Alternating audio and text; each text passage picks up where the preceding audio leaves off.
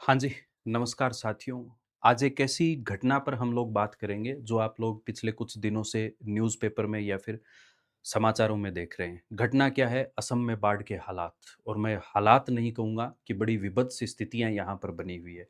ये स्थितियाँ क्यों बनी हुई है, कैसे बनी हुई है, इन पर हम लोग नज़र डालेंगे। जितना काम इस पर किया जाना चाहिए था, वो काम नहीं किया गया। सरकार के द्वारा थोड़ा इस पर नियंत्रण पाया जा सकता था, लोगों को राहत मिल सकती थी।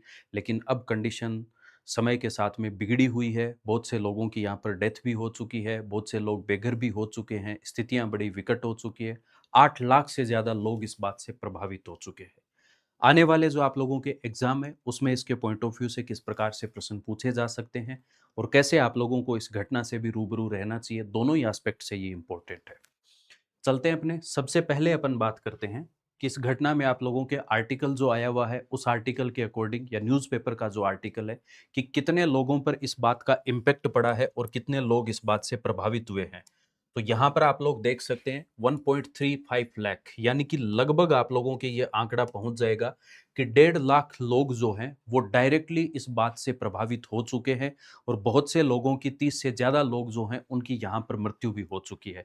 ये कंडीशन आप लोग देख रहे होंगे कि यहाँ पर घरों में इस प्रकार से पानी भर गया है। लोगों की ये स्थितियाँ जो आप लोग देख रहे हो कि हर साल ये बाढ़ आने से इस प्रकार से लोग बेघर भी हो रहे हैं, अपने जान माल जो भी चीज़ें हैं उनकी वजह से ये हानि भी भुगत रहे हैं। फिर उसके बाद में आप लोग यहाँ पर देख पाएंगे कि ऐसा पूरा का पूरा फ्लड की वजह से पानी पानी सब जगह हो गया है। तो ये स्थितियाँ आप खुद अंदाजा लगा के देखिए कि इन स्थितियों में अगर हमें 5 मिनट के लिए रहने के लिए कह दिया जाए तो क्या हमारे सामने ये समस्याएं होगी। तो ये लोग पिछले कुछ दिनों से इन स्थितियों को यहाँ पर सामना कर रहे हैं। अब आता है आप लोगों के कि ये स्थितियाँ क्यों हो रही है और कैसे हो रही है। तो सबसे पहले अपन बात करते हैं कि यहाँ पर फ्लड आने का या फिर बाढ़ आने का कारण क्या है। तो बाढ़ आने का कारण इधर वाला ये जो क्षेत्र है, यहाँ पर एक नदी बहती है और उस नदी को हम लोग जानते हैं यारलांग सांगपो के नाम से। इधर से एक नदी आती है और वो नदी है ब्रह्मपुत्र नदी। कौन सी नदी है? ब्रह्मपुत्र नदी। इस ब्रह्मपुत्र नदी का जब अरुणाचल प्रदेश में प्रवेश होता है या फिर इधर ये एंटर करती है, एंटर करने के बाद में जब ऊपर वाले इस क्षेत्र से ये नदी आती है तो इधर की तरफ से आप लोगों के दिहांग, लोहित, ये जो ट्रिब्यूटरी आकर मिलती है या सहायक नदियां मिलती है, तो यहाँ पर क्या होता है कि इस नदी में जल स्तर बढ़ जाता है, वाटर लेवल बढ़ता है और बढ़ने के कारण यहाँ पर इरोजन कैपेसिटी या फिर अपर्दन की जो क्षमता होती है वो बढ़ जाती है। आप लोगों ने एक नाम सुना होगा कि ज्योग्राफी में एक नाम आता है गिलबर्ट।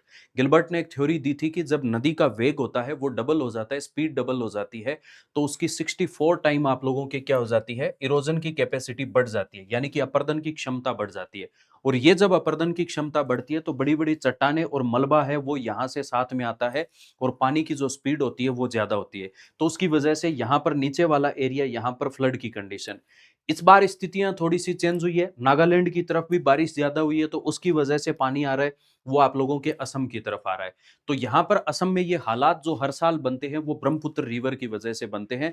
और यहाँ इसकी जो ट्रिब्यूटरीज है इनमें भी पानी जब आता है तो उस ट्रिब्यूटरीज और मेघालय वाला एरिया इधर से आप लोगों के, तो ये सारा का सारा एरिया यहाँ पूरे के पूरे इस असम वाले एरिया को प्रभावित करता है और बार बार फ्लड की कंडीशन देखने को मिलती है।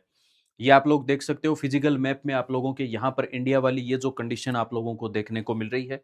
फिर उसके बाद अपन आगे चलते हैं कि रिवर सिस्टम जो है, कि इधर वाला ये जो एरिया है यहाँ से आप लोगों की ये नदी आती है ब्रह्मपुत्र रिवर और इधर से आप लोगों के ये नदी, तो दिबांग और उसके बाद में लोहित और आप लोगों के मिसमी नदियां, यहाँ से इन नदियों के द्वारा इधर वाली ये जो ट्रिब्यूटरीज है इनके द्वारा ब्रह्मपुत्र जो है, इस ब्रह्मपुत्र नदी में पानी या फिर जल स्तर बढ़ जाता है, वाटर लेवल यहाँ पर इंक्रीज होता है, इरोजन ज्यादा होता है। तो असम वाला ये एरिया है, यहाँ पर आप लोगों को फ्लड की कंडीशन देखने को मिलती है क्योंकि उधर ऊपर से हाई स्पीड से पानी आता है, इरोजन भी ज्यादा होगा, तो ये कंडीशन आप लोगों को देखने को मिलेगी।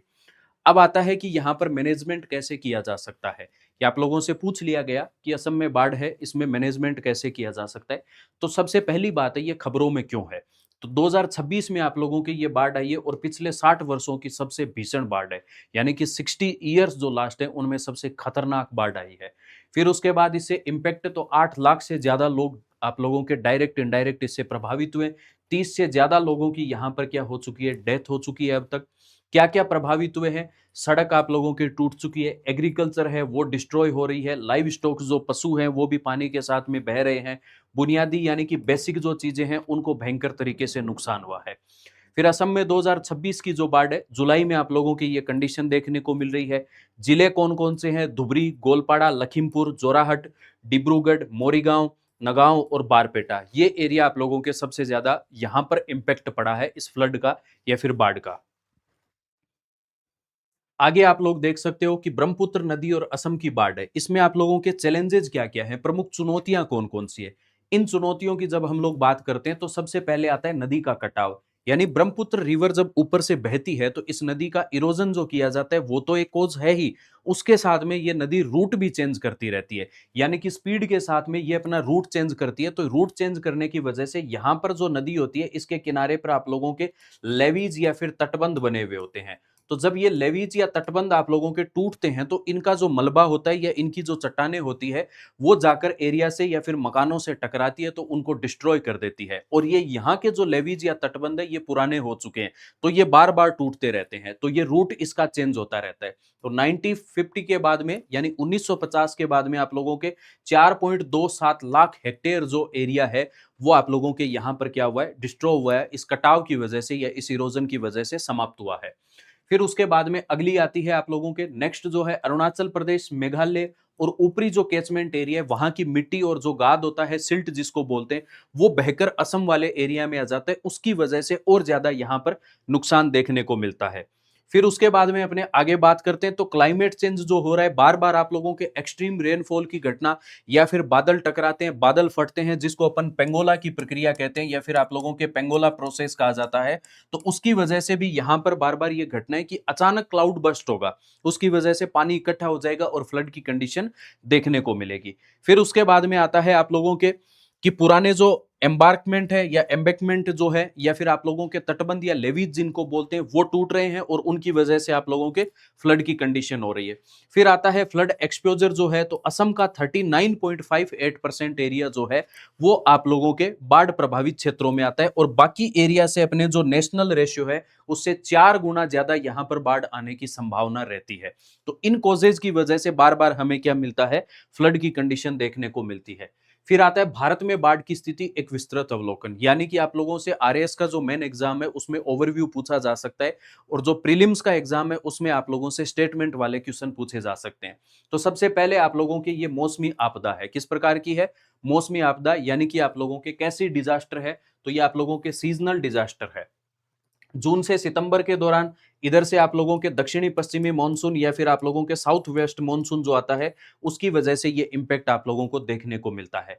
फिर करोड़ों लोग इससे प्रभावित होते हैं, जान माल का नुकसान होता है। मेन कॉजेज क्या है, बादल और बारिश का जो प्रतीक है, तो तीव्र मानसून होता है, मानसून की ये हैवी रेनफॉल होता है या फिर आप लोगों के मानसूनल बस्ट जो होता है उसकी वजह से या फिर बादल फटने की वजह से, रिवर्स का ओवरफ्लो होना, गंगा ब्रह्मपुत्र इनकी वजह से, फिर आप लोगों के सिस्टमेटिक रूप से या अर्बन एरिया में प्रॉपर जल निकास की यानी वाटर मैनेजमेंट मेथड जब अप्लाई नहीं किया जाता है तब यहां पर ऐसी कंडीशन मिलती है। फिर उसके बाद में ऊपर वाले एरियाज में हम लोगों ने क्या कर दिया है, वनों को बहुत काट दिया गया है, ट्री कटिंग बहुत की गई है, जिससे इन्वायरमेंट पर नेगेटिव इंपैक्ट हम लोगों को देखने को मिल रहा है। उस नेगेटिव इंपैक्ट में जब यहां पर पेड़ पौधे कम होंगे तो रिवर क्या करेगी, इरोजन ज्यादा करेगी, क्योंकि कोई बैरियर उसको मिलेगा नहीं, पेड़ों की वजह से बैरियर होता है तो पानी की स्पीड कम होती है, इरोजन कम होता है और उसका इंपैक्ट जो नेगेटिव है वो देखने को कम मिलता है। रिजल्ट क्या है, तो भयंकर आप लोगों के जानमाल का नुकसान हो रहा है, कृषि और फसल की नुकसान, एग्रीकल्चर जो लैंड है वो भी डिस्ट्रॉय हो रही है और एग्रीकल्चर भी डिस्ट्रॉय हो रही है, दोनों इंपैक्ट हैं। बेसिक जो आप लोगों के चीजें हैं, बेसिक नीड की, फिर संपत्तियां जो है आप लोगों के प्रॉपर्टीज हैं उनको नुकसान पहुंच रहा है। विस्थापन और स्वास्थ्य की संकट, यानी पानी इकट्ठा हो जाता है, बहुत सी बीमारियां भी यहाँ पर फैल जाती है। फिर पुनर्वास या फिर आप लोगों के माइग्रेशन या माइग्रेंट जो अपन होते हैं तो उसकी समस्या देखने को मिलती है। कई बार आप लोगों ने घरों में देखा होगा, कुछ लोग अपने हेल्प के लिए आते हैं कि इस बार वहां पर बाढ़ हो गई तो कुछ आप डोनेशन के लिए दीजिए, तो वो कंडीशन देखने को मिलती है। समाधान क्या है, तो प्रारंभिक चेतावनी, तो आईएमडी द्वारा या मौसम विभाग द्वारा, इसरो द्वारा, इनके द्वारा पहले ही क्या किया जाता है, अलर्ट किया जाता है। अलर्ट करने के बाद में यहाँ पर जो प्राकृतिक तटबंध हो रहे हैं इनका वापस क्या किया जाना चाहिए, निर्माण किया जाना चाहिए या फिर इनको थोड़ा ऐसे उनको प्रॉपर किया जाए ताकि वो जल्दी से टूटे नहीं। फिर आता है वनों को बढ़ाना और आप लोगों के डिजास्टर मैनेजमेंट है, एनडीआरएफ जो है उसका प्रॉपर काम और आप लोगों के गृह मंत्रालय द्वारा इसकी पूरी निगरानी रखना। तो ये जब चीजें की जाती है तो हम इसके बचाव भी देख सकते हैं। फिर नेक्स्ट आता है आप लोगों के कोसी नदी के बारे में भी देखते हो, जिसको बिहार का शोक कहते हैं। अपने नेपाल के हनुमान नगर में बांध भी बनाए गए, डैम भी बनाए गए ताकि उस फ्लड को कंट्रोल किया जा सके। तो बिहार में भी ऐसी स्थितियां होती है। तो तिब्बत नेपाल हिमालय जो है सप्तकोसी वहां से आती है। तो आप लोगों के ये कुछ सहायक ट्रिब्यूटरी नदियां, इनमें भी गाद और मार्ग परिवर्तन यानी रूट चेंज होने की वजह से या सिल्ट जो बढ़ जाता है उसकी वजह से यहाँ पर फ्लड की कंडीशन देखने को मिलती है। उत्तरी बिहार में ये स्थितियां ज्यादा होती है, इसलिए इसे सोर ऑफ द बिहार या फिर आप लोगों के बिहार का शोक कहते हैं। तो कोसी नदी की वजह से भी ये समस्या उत्पन्न होती है। दूसरा, उत्तराखंड में हम लोग देखते हैं कि ग्लेशियर जो होते हैं ग्लोबल वार्मिंग की वजह से ग्लेशियर पिघल रहे हैं, और उन ग्लेशियर के पिघलने की वजह से यहाँ पर जो ग्लेशियर लेक होती है और यहाँ पर मोरेन डैम जो बने हुए होते हैं तो वो टूटते हैं, और उनकी वजह से आउटबस्ट के कारण आप लोगों के फ्लड की कंडीशन या फिर बाढ़ की कंडीशन जो कि 2013 और 2021 में आप लोगों के देखने को मिलती है उत्तराखंड में। तो यहाँ पर ये ग्लेशियर की वजह से ऐसी स्थितियां होती है। फिर साइक्लोनिक जो रेनफॉल होता है, चक्रवात जो आते हैं, उनकी वजह से आप लोगों को यहाँ पर ये कंडीशन देखने की कि अचानक आप लोगों के वर्षा जो होती है साइक्लोनिक रेनफॉल, उसकी वजह से भी फ्लड की कंडीशन आती है। फिर आता है मानव जनित बाढ़ के कारण, यानी कि ह्यूमन मेड द्वारा ऐसी कौन कौन सी चीजें की गई है जो कोज बन चुके हैं आप लोगों के फ्लड के। तो सबसे पहला आता है वनों की कटाई, यानी कि पेड़ पौधे हम लोगों ने बहुत काट दिए हैं, उसकी वजह से इन्वायरमेंट पर नेगेटिव इंपैक्ट पड़ रहा है और ये बाढ़ का मुख्य कारण बना हुआ है। दूसरा है आप लोगों के शहरीकरण यानी अर्बनाइजेशन किया गया। अर्बनाइजेशन की वजह से यहाँ पर ओवरलोड हो जाता है ड्रेन सिस्टम जो है, जैसे आप लोग सीवरेज के नाले वगैरह देखते हो उनमें ब्लॉकेज आ जाता है, शहर में पानी भर जाता है बारिश की वजह से, तो वो पानी प्रॉपर निकल नहीं पाता, तो फ्लड की कंडीशन यहाँ पर होती है। फिर उसके बाद में अपर्याप्त जल की निकासी, तो ये आप लोगों के शहरों में जो ये ब्लॉकेज वगैरह ऐसे देखते हो नालियों में आप लोगों को देखने को मिलता है। फिर उसके बाद में आता है बांध और जलाशय का कुप्रबंधन, यानी कि मिसमैनेजमेंट जो होता है डैम का, और ये आप लोग देखते हो कि डैम को प्रॉपर अलर्ट नहीं किया जाता या फिर उसको बार बार रिव्यू नहीं किया जा सकता। फिर बारिश की वजह से उसमें प्रॉपर ध्यान नहीं दिया जाता है, तो ये भी आप लोगों के एक मुख्य कारण होता है। बाढ़ के मैदानों पर अतिक्रमण कर लिया है, कि जहां पर नदी बह रही थी, कई बार अगर आप लोग घूमने जाते हो तो देखते हो कि सर्दियों के समय में जब आप लोग उत्तराखंड की तरफ, हिमाचल की तरफ घूमने जाते हो, आपके रास्ते में कुछ नदियां आती है, उन नदियों में लोगों ने अतिक्रमण कर रखा है, घर बसा रखे हैं, उस समय पानी कम होता है, तब खेती करना स्टार्ट, वो तो नदी का जो कैचमेंट एरिया है कम से कम उसको फ्री रखना चाहिए ताकि वो पानी प्रॉपरली क्या कर सके, फ्लो कर सके, बहाव हो सके उसका। भूमि उपयोग परिवर्तन और आर्द्र भूमियों का जो विनाश किया जा रहा है, यानी कि आप लोगों के वन और उनके पास में जो एरिया है उनको एग्रीकल्चर एरिया में कन्वर्ट कर रहे हैं या फिर इंडस्ट्रियल एरिया में कन्वर्ट कर रहे हैं, उसकी वजह से यहां पर ये कंडीशंस देखने को मिलती है। फिर उसके बाद भारत सरकार द्वारा क्या क्या कदम उठाए गए हैं जिनकी वजह से फ्लड में थोड़ा सा बेनिफिट या फिर आप लोगों के रिलीफ मिल सकता है। तो पहला संरचनात्मक उपाय यानी कि स्ट्रक्चरल जो मेजर है वो क्या, तो तटबंध यानी कि 34,000 किलोमीटर जो है उस प्रॉपर एरिया में यहाँ पर क्या बनाए गए हैं, तो कहीं एनीकट बनाए गए, कहीं डैम बनाए गए, कहीं पर आप लोगों के बैराज बनाए गए हैं। जैसे राजस्थान के एस्पेक्ट में आप लोग चंबल रिवर के बारे में पढ़ते हो, तो वहां पर राम सेतु लिंक परियोजना या राम सेतु परियोजना जो बनाई गई है उसकी वजह से फ्लड या फिर इरिगेशन या बेडलैंड एरिया या फिर आप लोगों के उत्खात स्थलाकृतियां जो बनती है उनको कंट्रोल करने के लिए कार्य किया गया। वैसे ही अलग अलग जगह पर यहाँ पर ऐसी स्थितियां बनाई गई है। बांध सुरक्षा जो अधिनियम है 2021 वो बनाया गया ताकि प्रॉपर उनका रिव्यू हो सके, प्रॉपर उनकी निगरानी रखी जा सके। जलाशय नियम वक्र जो बनाए गए, रूल कर्व जो बनाए गए, यानी कि कितना पानी आना चाहिए, कितने पानी को हम रोक सकते हैं, कितने पानी को आप लोगों के आगे निकालना होगा। राष्ट्रीय परिप्रेक्ष्य योजना जो 1980 में आप लोगों के नदी जोड़ो परियोजना और इंटरबेसिन जो आप लोगों के जल स्थानांतरण यानी कि वाटर डिस्ट्रीब्यूशन के लिए जो चीजें लागू की गई थी उन पर ध्यान दिया गया है। तो ये आप लोगों को यहाँ पर ये चीजें ध्यान में रखनी होगी। फिर उसके बाद में आता है बाढ़ प्रबंधन की व्यवस्था में क्या कमियां रह रही है, ऐसे क्या हम लोगों की तरफ से एफर्ट में कमी है जिनकी वजह से ये समस्या देखने को हमें मिलती है। तो प्रारंभिक चेतावनियां, अपर्याप्त और पुरानी प्रौद्योगिकी, यानी कि टेक्नोलॉजी को हम इतना प्रॉपर तरीके से यूज ले नहीं रहे हैं जितना लेना चाहिए। पहले से ही अलर्ट करना चाहिए और अलर्ट के साथ में जो आप लोगों के नागरिक हैं उन तक सूचना पहुंचनी चाहिए, और नागरिकों का भी ये कर्तव्य बनता है कि उस बात को ढंग से समझना चाहिए और उससे पहले ही अपने कदम उठाने चाहिए सरकार के साथ। तो बुनियादी ढांचे जो होते हैं, बेसिक जो चीजें होती है उनका रख रखाव नहीं किया जाता। जैसे बिल्डिंग का टाइम पीरियड कब खत्म हो जाता है, वैसे ही आप लोगों के एनीकट या बांध या फिर आप लोगों के बैराज होते हैं उनकी भी एक टाइम लिमिट होती है, उस पर अगर रख रखाव किया जाए, मेंटेनेंस प्रॉपर किया जाए तो ये चीजें सही हो सकती है। डेटा और योजनाएं, तो पुराने हाइड्रोलॉजिकल डेटा आप लोगों को मिलते हैं, नए उनको अपडेट नहीं किए गए, ये भी एक नुकसान की बात है। शहरी नियोजन और जल निकासी, प्रॉपर वाटर मैनेजमेंट की कमी मिल रही है। वनोन्मूलन और भूमि क्षरण यानी लैंड एरिया को डिस्ट्रॉय किया जा रहा है, पेड़ों को काट रहे हैं हम लोग। समन्वय और आप लोगों के प्रतिक्रिया यानी कि एक्टिविटी जो होती है आपस में कोऑर्डिनेशन की प्रक्रिया सेंटर के बीच में, स्टेट के बीच में, वो भी कम मिल रही है। जन जागरूकता, हम लोग तो जागरूक कितने हैं वो आपसे भी नहीं छुपा हुआ है और मुझसे भी नहीं छुपा हुआ है। तो ये जागरूकता बड़ी एक समस्या की बात है, क्योंकि मानते भी नहीं है जल्दी से हम लोग इन्हीं चीजों को। अब आता है पूर्वोत्तर भारत में विशेष समस्याएं और इनका समाधान, यानी ईस्टर्न जो आप लोगों के एरिया है इंडिया का, उसमें क्या विशेष समस्याएं और उनका समाधान क्या किया जा सकता है। पहला आता है भौगोलिक अलगाव, यानी कि हम देखते हैं कि भाई ईस्टर्न जो स्टेट है या फिर आप लोगों के सिस्टर, इनको कहा जाता है सेवन सिस्टर्स। तो ये सेवन सिस्टर्स ऐसे लगता है चिकन नेक के बाद वाला एरिया की सेपरेट सा ही लगता है, लेकिन हमें उसको प्रॉपर जोड़े हुए रखना चाहिए। हालांकि सरकार द्वारा अच्छे कदम भी उठाए जाते हैं, जोड़ने का प्रयास भी किया जाता है, लेकिन एक बेटर कम्युनिकेशन और चाहिए वहां पर हमें। असंतुलित विकास, तो वहां पर आप लोगों के पिछड़ापन, बुनियादी ढांचे, बेसिक स्ट्रक्चर और इन चीजों की ट्राइबल एरिया भी है, तो यहां पर ये कमियां पाई जा रही है, उनको क्या करना पड़ेगा, सुधारना होगा। जातीय और उग्रवादी संघर्ष, यानी कि वहां पर आप लोगों के बार बार क्या होते हैं, तो कुछ आंदोलन होते हैं, कुछ वहां के समुदाय हैं उनके द्वारा रिटेलिएट किया जाता है कुछ बातों को लेके, या फिर वहां पर आंदोलन किए जाते हैं, तो उनकी वजह से भी आप लोगों के चीजें हैं वो बेटर नहीं हो पाती है।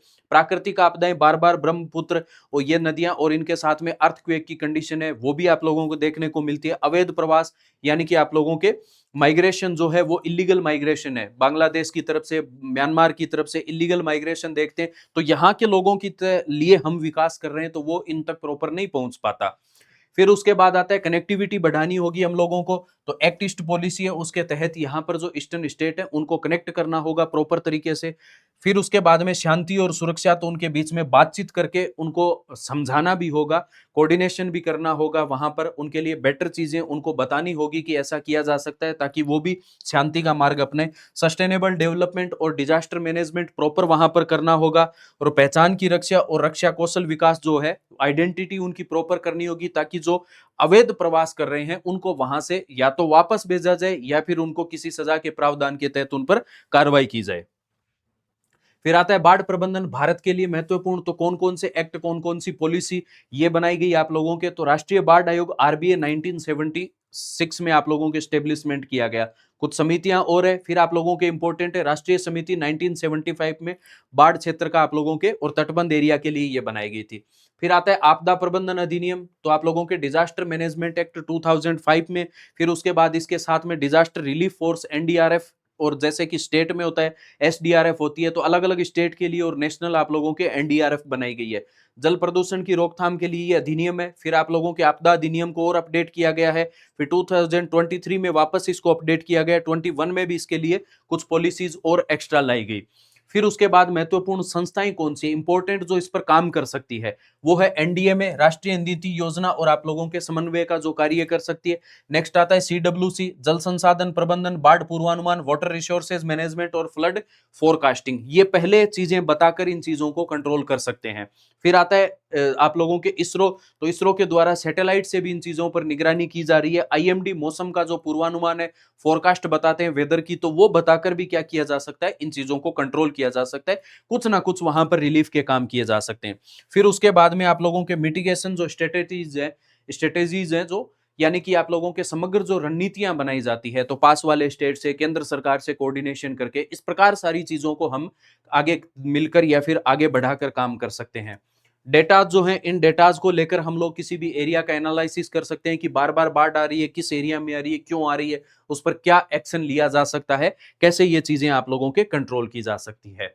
तो बाकी तो आप लोगों से जितनी सहायता हो वो सहायता बाढ़ प्रभावित क्षेत्रों में जरूर करना, और अपने क्षेत्रों में भी आप लोग इन चीजों के प्रति जागरूक रहना, और बाकी यहाँ से किस प्रकार से प्रश्न बन सकते हैं तो वो आप लोग इन पर गौर जरूर करना। धन्यवाद।